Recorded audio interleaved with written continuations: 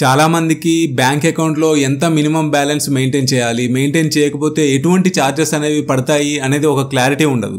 ఈ వీడియోలో HDFC regular savings account యొక్క మినిమం బ్యాలెన్స్ రిక్వైర్మెంట్స్ ఏంటి, అదేవిధంగా మినిమం బ్యాలెన్స్ మెయింటైన్ చేయకపోతే ఎంత ఛార్జెస్ అనేవి పడతాయి, ఇంకా ఈ ఛార్జెస్ అనేవి పడుతూ బ్యాంక్ అకౌంట్ బ్యాలెన్స్ కనుక నెగిటివ్ అయితే ఏం చేయాలి అనే విషయాల గురించి తెలుసుకుందాం. ఫస్ట్గా మంత్లీ యావరేజ్ బ్యాలెన్స్ అంటే ఏంటంటే ఒక కంటిన్యూస్ పీరియడ్ ఆఫ్ 1 మంత్ తీసుకోండి. 30 days ఉంది అనుకుందాం. ఒక 1 monthలో ఆ 30 daysలో డే 1లో డే 2లో అట్లా అప్ టు డే 30లో ఎంత బ్యాలెన్స్ ఉందో ప్రతిరోజు బ్యాలెన్స్ని మీరు యాడ్ చేయండి. ఆ వచ్చిన టోటల్ సమ్ని 30తో డివైడ్ చేస్తే వచ్చే బ్యాలెన్సే మంత్లీ యావరేజ్ బ్యాలెన్స్ లేదా మినిమం బ్యాలెన్స్ అంటారు అనమాట. ఎగ్జాంపుల్కి మీ అకౌంట్ బ్యాలెన్స్ డే 1లో 10,000, డే 2లో 10,000, అట్లా అప్ టు డే 30లో కూడా 10,000 ఉందనుకోండి. టోటల్ 3 lakhs 30 daysకి బ్యాలెన్స్గా ఉంటుంది. సో ఈ 3 lakhsని 30 తోటి డివైడ్ చేస్తే ఎంత వస్తుందంటే 10,000 వస్తుంది. సో ఆ మంత్కి మీ యొక్క యావరేజ్ మంత్లీ బ్యాలెన్స్ వచ్చేసి 10,000 రూపీస్ అనమాట. సో మీరు కూడా ఈ విధంగా ప్రతిరోజు ఎంత అమౌంట్ ఉందో ఆ బ్యాలెన్స్ని మీరు చెక్ చేసుకొని క్యాలిక్యులేట్ చేస్తే టోటల్ యావరేజ్ మంత్లీ బ్యాలెన్స్ అనేది వస్తుందన్నమాట. అయితే బ్యాంక్స్ అనేవి సేవింగ్స్ అకౌంట్ని ఇచ్చేటప్పుడు మినిమం బ్యాలెన్స్ రిక్వైర్మెంట్స్ని పెడుతుంటాయి.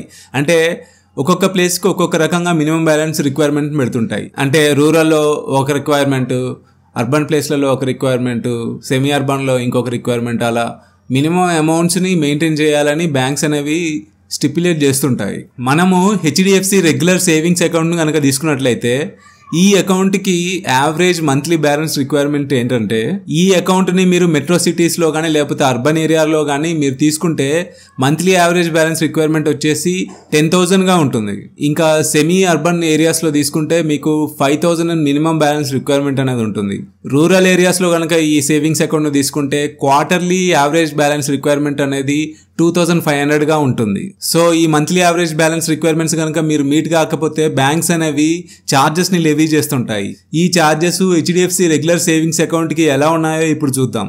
మీ అకౌంట్ మెట్రో సిటీస్ లేదా అర్బన్ ఏరియాస్లో ఉంటే మీ యొక్క బ్యాలెన్స్ 7,500 నుంచి 10,000 మధ్యలో ఉంటే మీకు 150+ GST ఛార్జెస్ అనేవి పడతాయి. అదేవిధంగా 5,000 నుంచి 7,500 మధ్యలో ఉంటే మీ అకౌంట్ బ్యాలెన్స్ మీకు 300+ GSTగా ఛార్జెస్ పడుతుంటాయి.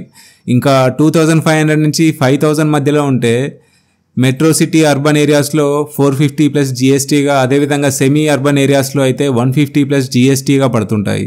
అదేవిధంగా 0 నుంచి 2,500 మధ్యలో ఉంటే మెట్రో సిటీస్ అండ్ అర్బన్ ఏరియాస్లో అయితే 600+ GST, ఇంకా సెమీ అర్బన్ ఏరియాస్లో అయితే 300+ GSTగా పడుతుంటాయి. ఇంకా మనం రూరల్ ఏరియాస్ కనుక తీసుకున్నట్లయితే రూరల్ ఏరియాస్లో మనము క్వార్టర్లీ యావరేజ్ బ్యాలెన్స్ మెయింటైన్ చేయాలి.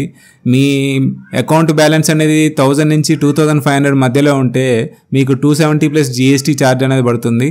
ఇంకా 0 నుంచి 1,000 రూపీస్ మధ్యలో ఉంటే మీకు 450+ GST ఛార్జెస్ అనేవి పడుతుంటాయి.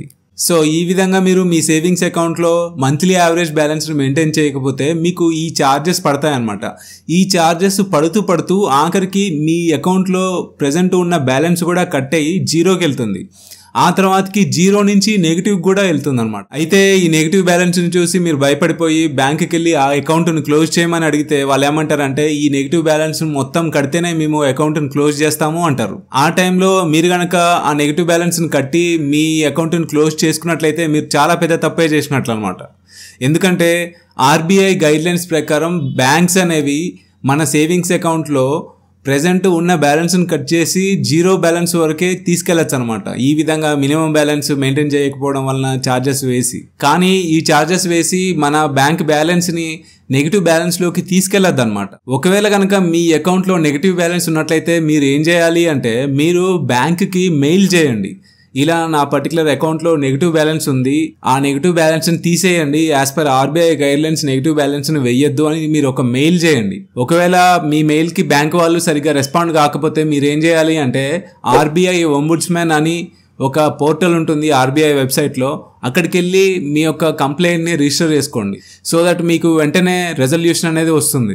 నేను నా ఫ్యూచర్ వీడియోస్లో ఈ RBI ఒంబుడ్స్మన్లో ఎలా కంప్లైంట్ చేయాలో కూడా ఒక వీడియో చేస్తాను. సో ఇది టోటల్గా హెచ్డిఎఫ్సి రెగ్యులర్ సేవింగ్స్ అకౌంట్లో ఉండే మినిమం బ్యాలెన్స్ రిక్వైర్మెంట్స్, ఇంకా ఛార్జెస్, నెగిటివ్ బ్యాలెన్సెస్ గురించి. ఈ వీడియో కనుక మీకు హెల్ప్ఫుల్ అనిపిస్తే ఈ వీడియోని లైక్ చేయండి, షేర్ చేయండి, అలాగే ఈ ఛానల్ని సబ్స్క్రైబ్ చేసుకోండి.